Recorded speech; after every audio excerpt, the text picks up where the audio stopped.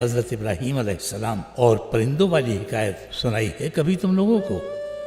حضرت ابراہیم نے اللہ سے کہا، میں دیکھنا چاہتا ہوں کہ آپ مردوں کو زندہ کیسے کریں گے؟ رب نے کہا، ایمان نہیں تمہارا اس پر؟ حضرت ابراہیم بولے، اپنی آنکھ سے دیکھ لوں گا تو میرا ایمان اور پختہ ہو جائے گا۔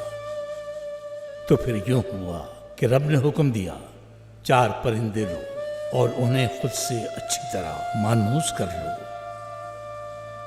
پیر مولانا حضرت لکھتے ہیں کہ وہ 4 پرندے ہنس، مور، مرغا اور کوّا تھے۔ حضرت ابراہیم نے اللہ کے حکم کے مطابق انہیں خود سے خوب مانوس کر لیا، تو اس کے بعد رب نے انہیں ذبح کر کے ان کے دھڑ الگ الگ پہاڑیوں کی چوٹیوں پر رکھنے کا حکم دیا۔ ابن اسحاق اس کی تفصیل میں مزید لکھتے ہیں، اور اس سلسلے میں مزید حیرت انگیز بات یہ تھی، حضرت ابراہیم نے پرندوں کے ٹکڑوں کو آپس میں ملا بھی دیا تھا اور ان کے 4 حصے کر کے 4 پہاڑی چوٹیوں پر رکھ دیے۔ صرف ان کے سر اپنے ہاتھ میں لے کر وہ ایک ایسی جگہ چلے گئے جہاں سے پہاڑیاں نظر آ رہی تھی، اور آواز دی کہ اے پرندو، اللہ کے حکم سے زندہ ہو جاؤ۔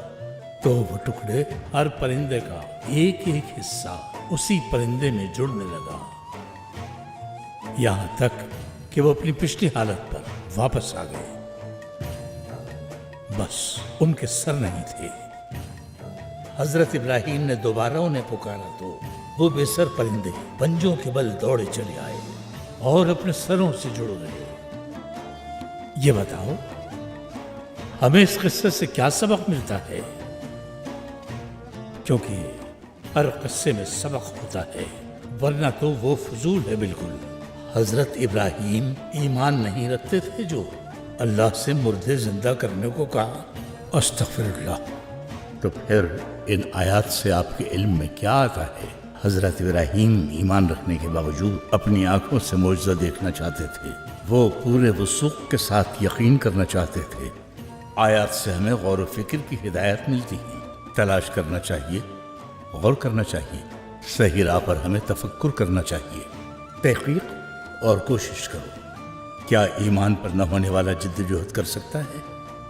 حضرت ابراہیم نے ایمان کے باوجود کہا، اے رب مجھے دکھائیے۔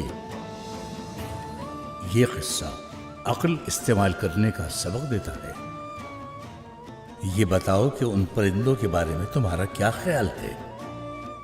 میں اپنی بات قاز کے بارے میں پیر مولانا حضرت کے الفاظ پر ختم کرتا ہوں۔ کافی وقت ہو گیا ہے۔ ہنس یعنی حرص لالچ کی علامت ہے۔ حرص انسان کو اندھا کر دیتی ہے۔ کوئی ویسے اندھا ہو تو اللہ کی رحمت اس کے ساتھ ہوتی ہے، لیکن کوئی انسان اگر خود کو حرص کے ہاتھوں اندھا کر لے، وہ رحمت سے محروم کر دیا جاتا ہے۔ ہنس دیکھو، زمین کے اوپر اور پانی کے اندر کے ہر جاندار شے کو کھا لیتا ہے۔ ہنس کے اس حرص کا سبب اس کا اپنے رب پر بھروسہ نہ ہونا ہے۔ پیر مولانا نے ایک بہت مختصر سی بات کر کے سمجھا دیا ہے۔ پرانے زمانے میں غربت کا شکار ایک تاجر پکڑا گیا۔ وہ شخص چور اور دھوکے باز تھا، بس اسے قید میں ڈال دیا۔ لیکن وہ چور تھا، کہاں باز آتا۔ اس چور نے تو قید خانے میں موجود تمام قیدیوں کو لوٹ لیا، ان کو ایک ایک پائی سے محروم کر دیا۔ تب وہاں کے تمام قیدیوں نے مشورہ کیا اور قاضی کے پاس گئے۔ قاضی نے چور کے شر سے قیدیوں کو محفوظ رکھنے کے لیے چور کو رہا کر دیا۔ چور نے بجائے خوش ہونے کے الٹا اعتراض کر دیا، قاضی صاحب، یہ آپ کیا کر رہے ہیں؟ یہ قید خانہ تو میری جنت ہے، آپ نے مجھے جیل سے آزاد کر دیا تو میں زندگی کیسے گزاروں گا؟ قاضی نے اسے بھوسے سے لدے اونٹ پر بٹھایا۔ اس دور کے قاضی نے ہر انسان کو اطلاع دینے کے لیے 10 زبانیں بولنے والے ایک ڈھنڈورچی کو اس کے ساتھ کر دیا، جیسا کہ اس زمانے میں عام طریقہ تھا۔ وہ ڈھنڈورچی سارا دن اونٹ پر بیٹھا بستی بستی اعلان کرتا رہا، اور وہ شخص بھوسا بکنے سے ملنے والی رقم کی خواب ہی دیکھتا رہا۔ ڈھنڈورچی اعلان کرتا رہا 10 زبانوں میں، وہ تاجر کس قسم کا دھوکے باز اور کس قسم کا چور انسان ہے۔ اونٹ سوار سوچتا رہا کہ شام ہوتے ہی اس کے ہاتھ میں بہت سے پیسے ہوں گے۔ جب شام ہوئی تو اونٹ سوار نے کہا بس اب مجھے میرا بھوسا بکنے کے پیسے تو دو۔ لوگوں نے کہا تم بے خبر ہو، تمہیں نہیں خبر کہ وہ کیا اعلان کر رہا ہے، دھوکے باز شخص ہو تم۔ کیسا بھوسا، کیسی رقم؟ ہر کوئی سن رہا ہے لیکن تم نے نہیں سنا۔ اور اب آپ لوگ یہی سوچ رہے ہوں گے کہ یہ کیا بات ہوئی، کون ڈھنڈورچی، کیسا اونٹ سوار؟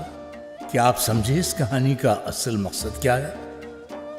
ہاں، اس قصے میں بھی ایک سبق ضرور موجود ہے۔ میں آپ لوگوں کے چہروں پر یقینی طور پر سوالیہ نشان دیکھ رہا ہوں۔ یہ دنیا ہر کسی کو لوٹ لینے کی مہارت رکھنے والی لٹیری اور دھوکے باز ہے۔ وہ ڈھنڈورچی جو ایک دو نہیں 10 مختلف زبانوں میں خبردار کر رہے ہیں، پیغمبر ہیں اللہ کے۔ حریص کی مثال ان انسانوں کی ہے جنہیں بھوسا بیچ کر ملنے والی رقم کی دھن میں نہ سامنے کوئی چیز دکھائی دیتی ہے نہ اعلان سنائی دیتا ہے۔ تاجر کی طرح جس کا قلب سیاہ ہو چکا ہے، وہ خبردار کرنے والے پیغمبروں کی آواز تک نہیں سنتے۔ انہیں دنیا میں سوائے اس کے کسی بات سے سروکار نہیں ہوتا کہ ان کا مقام ہو، رتبہ ہو، سونے چاندی کے انبار لگا لے وہ زندگی میں۔ ایسے انسان پھر جب کوئی خطا کر بیٹھے تو اس کی تلافی کرنے کی خاطر اس خطا سے بھی بڑا کوئی نقصان اٹھا لیتے ہیں۔